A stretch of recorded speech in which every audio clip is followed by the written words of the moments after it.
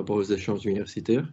Euh, on nous demande de comment se passent les échanges en université partenaires et le moment dans le cursus, donc dans quelle année, je suppose, nous pouvons y avoir accès. Vincent, est-ce que tu t'es renseigné? Est-ce que c'est un projet pour toi, l'échange universitaire?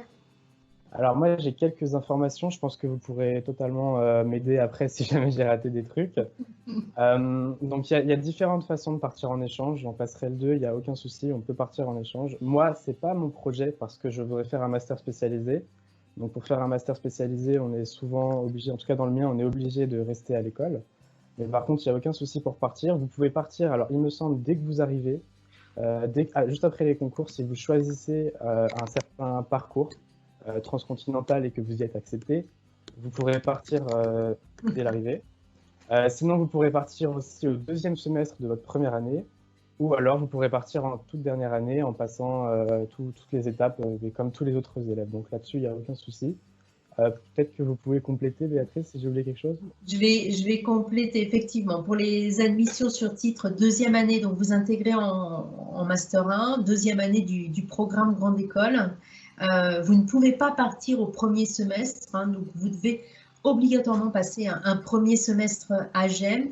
Et si vous voulez tout de suite partir à l'international, c'est effectivement possible au second semestre, mais pas dans le cadre d'un échange, parce que la préparation des départs en échange, elle se fait un an avant le départ. Par contre, on a 2 parcours transcontinentaux qui se déroulent au second semestre et sur lesquels vous pourrez postuler. Voilà, donc le principe du programme transcontinental, hein, ce sont les cours de GEM avec les enseignants de GEM qui sont effectués chez un partenaire, donc notamment finance par exemple, spécialisation finance à New York, et le partenaire c'est Pace University.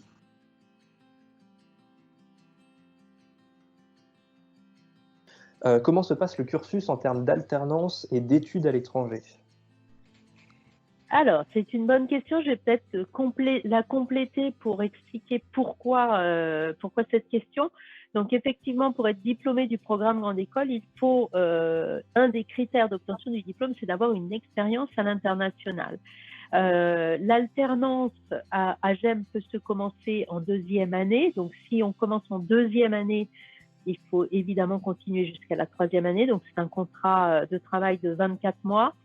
On peut la commencer aussi seulement en troisième année. Donc, il va falloir caser dans son parcours une expérience internationale.